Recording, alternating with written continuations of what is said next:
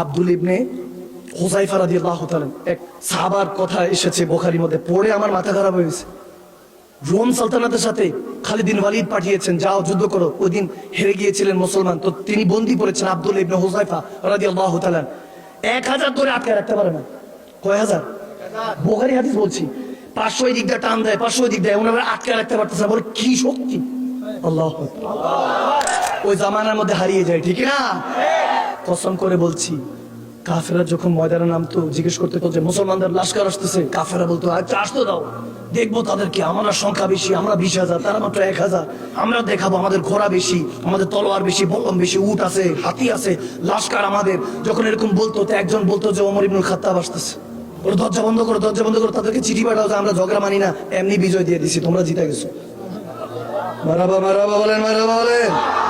যখন জিজ্ঞেস করতো ময়দানে কে নামছে, বলতো আবু যার গিফারি। সুবহানাল্লাহ। ডাকাত ছিলেন, অনেক বড় ডাকু ছিলেন, নবীর কলমা পড়ে দরবেশ হয়ে গেছে। সুবহানাল্লাহ। আরো জোরে পড়েন না সুবহানাল্লাহ। আবু যার গিফারি রাদিয়াল্লাহু তাআলা, তেনাকে বলতেন, আমার নবী বলতেন, মুসা আলাইহিস সালামের জামানায় দরবেশ হলো খিজির আলাইহিস সালাম, আমার জামানায় দরবেশ হলো আবু যার গিফারি। আরো জোরে পড়েন না সুবহানাল্লাহ বলুন। মক্কা মদিনার মধ্যে সবচেয়ে বড় ডাকু কাফেরা ছিল আবু যার গিফারি। গাফার নামের ওই ডাকাত সর্দারের কথা বলছি। মক্কা মদিনার আগে আরব শহরের মধ্যে মারা বাচ্চাদেরকে ঘুম পাড়াতো, ঘুমায় যাও নাহলে আবু যার আসতেছে। সুবহানাল্লাহ বলুন। বাচ্চারা ঘুমিয়ে যেত। কাফেরা যখন জিজ্ঞেস করতো ময়দানে কে নেমেছে, আজকে হিসাব করব, প্রত্যেকটা মুসলমানদের কল্লা আলাদা করবো, নাউজুবিল্লাহ, যখন এগুলো বলতো, একজনে এসে বলতো ভালো মতো শুনেন আবু যার আসছে। সুবহানাল্লাহ। তখন বলতে কি আবু যার আসছে? হায় হাস, এই যুদ্ধ তো আসছে। বলে আর সাথে কি আছে? বলে খালিদ বিন ওয়ালিদ আছে। আওয়াজ দেয় বলেন না সুবহানাল্লাহ। দ্য সোর্ড অফ আল্লাহ অলমাইটি, আল্লাহ তলোয়ার বলা হতো, সাইফুল্লাহ, ঠিক না? বলে খালিদ বিন ওয়ালিদ, তারপর ওমর ইবনুল খাত্তাব। আরো জোরে সুবহানাল্লাহ, আরো জোরে আসতে হবে। শুধু মুমিনরা আওয়াজ করবে, আরো জোরে বলতে হবে সুবহানাল্লাহ। যখন বলতো ওমর ইবনুল খাত্তাব, তার বলতো আর কে? বলে আমির হামজা, আসাদুর রাসূল, সুবহানাল্লাহ।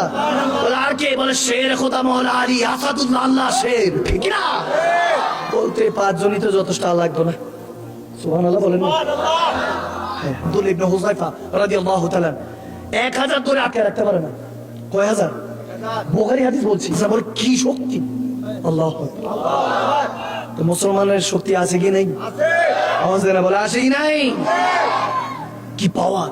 বলে 1000 ধরে রাখতে পারতেছে না। বাদশার কাছে ধইরা মইরা রোল সান্তার দরবারের কাছে আয়না বলতেছে এরা ফাঁসি দাও, এত ধরে রাখতে পারতেন। মন্ত্রী বলছে হুজুর একটু একটু একটু একটু দেখি না কি খায় এরকম শক্তি, তার থেকে এগুলো জানা দরকার আছে।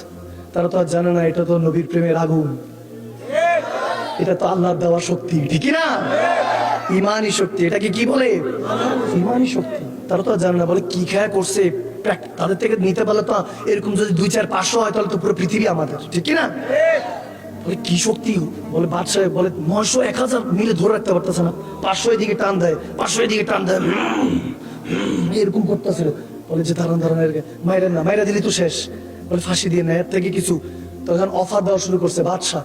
বলে যত টাকা পয়সা লাগে, আমি বাদশাহ, রোম সালতানাতের বাদশাহ, 1000 বছর ধরে রাজত্ব করছি, যত টাকা লাগে দিব, বলো। আব্দুল ইবনে হুযায়ফা রাদিয়াল্লাহু তাআলা মুচকি হাসিতে বলে আমাদেরকে কিনতে পারবা না, আমরা নবীর কদমে বিক্রি হয়ে গেছি। আরো জোরে, আরো জোরে সুবহানাল্লাহ। বলে আমরা নবীর কদমে বিক্রি হয়ে গিয়েছি, নবী আমাদেরকে কিনে নিয়েছেন, আর নিজে কিনে একজনের কাছে বিক্রি করে দিয়েছেন। তিনি কে? আওয়াজ দেন, তিনি কে? আমরা আল্লাহর বান্দা রাসূলের উম্মত। যখন এটা বলতে লাগলো, তখন তিনি বলতেছে টাকা দিয়ে কেনা যাবে না, এক কাজ করি। বলে আমি বাদশাহ রোম সালতানাতের, আমার পরে যে কোনো পজিশন আঙ্গুল তুলো তোমাকে দিয়ে দিব। বলে তাহলে তুমি জানো না আল্লাহ এবং তেনার এই সালতানাতের মধ্যে, আল্লাহর এই দুনিয়ার মধ্যে সবচেয়ে দামি হলো নবী এবং রাসূল, তেনাদের পরে যাদের পজিশন সেই সাহাবা বলা হয়, আমি সেই সাহাবা। বলে আমি, তুমি তো আমার পরে, বহুত পরে। তো রোম সালতানাতের বাদশাহ তো রাগ করে, এত দেখি এগুলো কি মাথা খারাপ নাকি? বলে মাথা খারাপ না, মন খারাপ। সুবহানাল্লাহ। মন খারাপ? কি মন খারাপ? বলে দুনিয়াতে থাকার জন্য আসিনি, শেখার জন্য এসেছি, মনটা এই জন্য খারাপ, কবে নবীর কদমে যাব, ইন্তেকাল করে কবে শাহাদাতের জাম পান করে নবীর কদমে যাব, নবীর কদমটা ধরে বলবো ইয়া রাসূলুল্লাহ, জমিনের মধ্যে আপনার দ্বীনকে কায়েম করে এসেছি। সুবহানাল্লাহ। যখন এই কথা বলতে লাগলো, বলে এটার হবে না, এটার ফাঁসিতে ঝুলাও। মঞ্চে বলতেছে একটা দিন, একটা রাত, এই আজকের রাত্রে আমাকে একটু সুযোগ দেন। ওই মন্ত্রী একটা সুন্দরী মেয়ে ছিল, দেখবেন যে আর কোনো কিছু হোক না হোক বান্দাকে যখন আর ঠকাতে পারছে না ক্যারেক্টারের মধ্যে আগুন লাগাই দিবে, যেটা আমাদের তার হিসাবের সাথে বর্তমানে চলছে, ঠিক না? কত ইজ্জু মান তাশা ওয়া তুযিল্লু মান তাশা, ইজ্জতের মালিক কে? বেজ্জতের মালিক কে? আপনি যত সমালোচনা করবেন বান্দার দাম কমবে না বাড়বে, ঠিক না? কারণ বাড়ানে ওয়ালা কে, কমানে ওয়ালা কে? তাহলে বান্দার তোয়াজ করে লাভ নাই, আমরা একজনের তোয়াজ করব, তিনি কে? ইত্তাকিল্লাহ ফাত্তাকুল্লাহ মাস্তাতাতুম, রু দিয়ে জিসম দিয়ে একজন কি ভয় করবে মুসলমান, তিনি কে? বাস।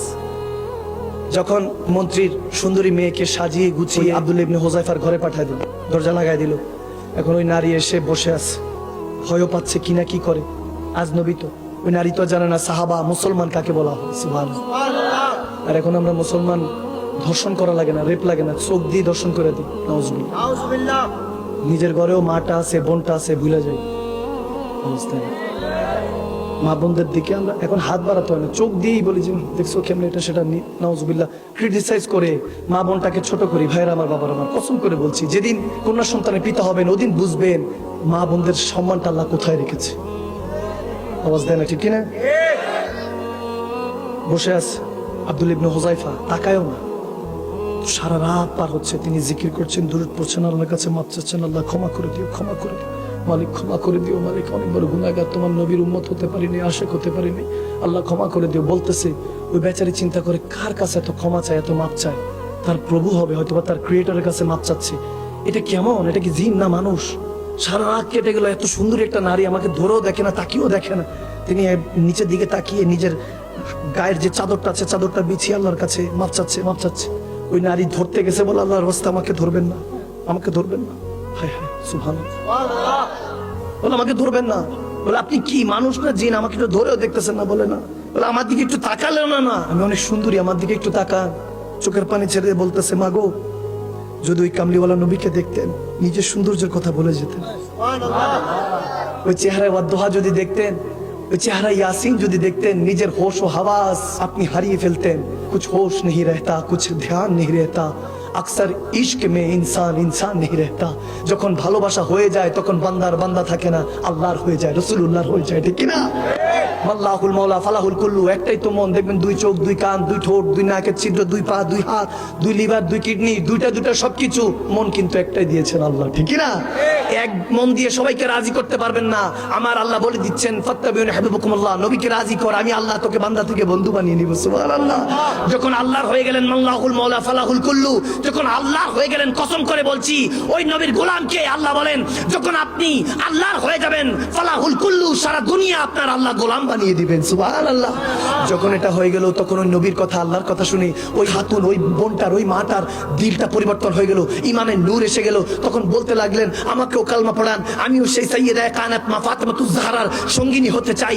যখন কালমা পড়ে নিল, বলতেছে আমার বাবা কেমন যে আপনার কাছে ছেড়ে দিয়ে গিয়েছে, আর আপনি আমার কত কষ্ট দিতে পারতেন, আমার উপরে জুলুম করতে পারতেন, কিন্তু আপনি আমাকে ছুঁয়েও দেখছেন না, চোখ দিয়েও ছুঁচ্ছেন না, নিজের জিসম দিয়েও ছুঁয়ে দেখছেন না, আমি আপনার দলে আসতে চাই। তখন কালমা পড়িয়ে মুসলমান বানিয়ে দিলেন, নবীর কথাগুলি শুনতে লাগলেন। সারা রাত পার হয়ে গেল। এবার মন্ত্রী দরজা খুলে নিজের মেয়েকে যখন ডাক দিল, মেয়েটা সামনে আসলো, এরপরে দেখা গিয়েছে আড়াল করে আছে, মুখটা কিভাবে পর্দায় দিয়ে আছে। এখন মন্ত্রী বলতেছে, বাবা বলতেছে কি ব্যাপার মা, তুমি আমার থেকে নিজেকে কেন আড়াল করছো? বলে আপনি কাফের, আপনার থেকে এখন আমাকে নিজেকে হেফাজত করতে হবে, পর্দা করতে হবে, আমি মুসলমান হয়ে গিয়েছি। আরো জোরে, আরো জোরে। যখন বলতেছে, এই জন্য মা ফাতেমাতুজ জাহরার বাগিনী যারা সিংহী হয়, যারা বাগিনী হয়ে যায়, আমি ওই মা ফাতেমাতুজ জাহরার উত্তরসূরি মা বোনদেরকে কখনো বলি না যে মা গো আপনি পর্দা করেন, হেজাব পড়েন, বোরখা পড়েন, না, আমি কখনোই বলি না। আমি বলি জানি সাইয়্যিদা কায়নাত মা ফাতেমাতুজ জাহরার বাগিনী যারা হবে, সঙ্গিনী যারা হবে, খাদেমা হবে, বান্ধবী হবে, তারা এমনিতেই পর্দা করা শুরু করবে, ঠিক কি না? কারণ ঈমান যখন চলে আসবে, যখন এরকম হলো, ওই মন্ত্রী তো মেজাজ খারাপ, এই ব্যাপার, মেয়েকে পাঠাইলাম তার ঈমান দুর্বল করতে, এ তো দেখি আমার মেয়েরই কিনা বসে আছে, আমার মেয়ের ঈমান নিয়ে বসে আছে। যখন বললো, তখন আব্দুল্লাহ ইবনে হুযায়ফাকে ধরে বাদশার কাছে পেশ করে দিয়েছে। বাদশাহ নামদার একে দিয়ে হবে না, এই মুসলমান কঠিন জাতি, এরা কোন গমের আটা খায় আল্লাহ জানে, কি খায় বড় হইছে আল্লাহ জানে, এরা কোনোভাবে না, বরং আমার মেয়েরই মুসলমান বানায় ফেলছে। বাদশাহ বলে তাড়াতাড়ি, ডেঞ্জারাস অবস্থা, তোমার মেয়েকে কলমা পড়ায় দিছে, কোন দিন তোমারে পড়া দেয়, আমারে পড়া দেয়, তাড়াতাড়ি এটাকে ঝুলাও। দেখা গিয়েছে বিশাল বড় এক বানানো হলো, ড্যাগের মধ্যে তেল রাখা হলো, ওই তেলটা টকবক করতেছে। এবার সাকু করো, একটা সেতু করানো হলো, বলে এখান থেকে ধাক্কা দিয়ে ফেলে দেওয়া হবে। ওই যখন সেতুর সামনে হাত বাঁধা, এবার আস্তে আস্তে করে আব্দুল্লাহ ইবনে হুযায়ফা মৃত্যুর কাছাকাছি যাচ্ছে। ওই ফুটন্ত তেলের মধ্যে তাকে তেনাকে নিক্ষেপ করা হবে, চোখের পানি ছেড়ে দিয়ে কাঁদছে। বাদশা বলে, ও মৃত্যু দেখে এখন ভয় লাগতেছে? বলে, না রে বাদশা, মৃত্যু দেখে ভয় লাগছে না, ভাবতেছি একটা জান, এই একটা জানই ছিল যে জানটা নবীর কদমে কোরবান করতে হবে, ওই জানটা এখন কোরবান হতে যাচ্ছে। সুবহানাল্লাহ। বলে, এক জান দিয়ে নবীর ঋণ কিভাবে শোধ করব? ওই নবীর সাথে একটু পরে দেখা হবে, এই জন্য ভেবে কাচ্ছি নবীজি এই চেহারাটাকে পছন্দ করবে কিনা। আব্দুল্লাহ ইবনে হুযায়ফার কথা বলছি, কোন খালিদ বিন ওয়ালিদের কথা বলছি না, আমি কোন আবু যার গিফারির কথা বলছি না, ওমর ইবনে খাত্তাবের কথা বলছি না, আমিরে হামজার কথা বলছি না, মুসাইব ইবনে ওমরের কথা বলছি না, শেরখুদা আলীর কথা বলছি না, ইমামে হাসান হোসেনের কথা বলছি না। ভাইরা আমার, যে সাহাবীর নাম হয়তো আপনি এতদিন জানতেন না, তেনার কথা বলছি। ঈমান দেখেন কত শক্তিশালী, হাজার তেনার সাথে পারতো না। ওই কায়নাতের কুল নবী মুহাম্মদুর রাসূল, সুলতানে আউলিয়া, সুলতানুল আম্বিয়া, নবী রাহমাতুল লিল আলামিন, নবী আপনার আমার নবী, তিনি যে কলমা পড়েছেন আপনি আমি সেই কলমা পড়েছি। সেই আব্দুল্লাহ ইবনে হুযায়ফার যে মাওলা, আপনার আমার মাওলা সেম। আমি চাই বাংলার মুসলমান থেকে এরকম কিছু আমার নবীর শের তৈরি হয়ে যাক। আমিন, আমিন বলেন, আমিন বলেন। যখন তিনি মৃত্যুর কাছে যাচ্ছেন, আমার মনে হয় ইমাম আহমদ রাজা খান আলাইহি রাহমা আলা হযরত এখানে মনে হয় এত সুন্দর একটা কাসিদা লিখেছেন। ওদিন হয়তো আব্দুল্লাহ ইবনে হুযায়ফা মৃত্যুর কাছাকাছি গিয়ে যখন কাঁদতে লাগলেন চোখের পানি ছেড়ে, হয়তো তিনি নিজের আন্দাজে নিজের মতো আরবিতে এভাবে শের পড়েছেন। করু তেরে নাম পে জান ফিদা, বস এক জান नहीं दो जहान फिदा, दो जहां से भी जी नहीं भरा, करूं तो क्या करूं करोड़ों जहान नहीं। ওদিন হয়তোবা আব্দুল্লাহ ইবনে হুযায়ফা রাদিয়াল্লাহু তাআলা নিজের ইশকের তাড়নায় নিজের মতো হয়তোবা বলতেছিলেন যে ইয়া রাসূলুল্লাহ, মন চাই জানটা আপনার কদমে ফিদা করে দেই, আপনার আওলাদের কদমে ফিদা করে দেই। মনে হয় এই জানটা কম হয়ে যাচ্ছে, দুই জাহান যদি আমার আন্ডারে থাকতো সেটাও আপনার কদমে কোরবান করে দেই। দুই জাহান দিয়েও মন ভরতেছে না, কি করব আল্লাহ, কোটি কোটি জাহান বানাই নেই, যদি বানাইতো সেই কোটি কোটি জাহান আপনি নবীর কদমে কোরবান করে দিতাম। সুবহান।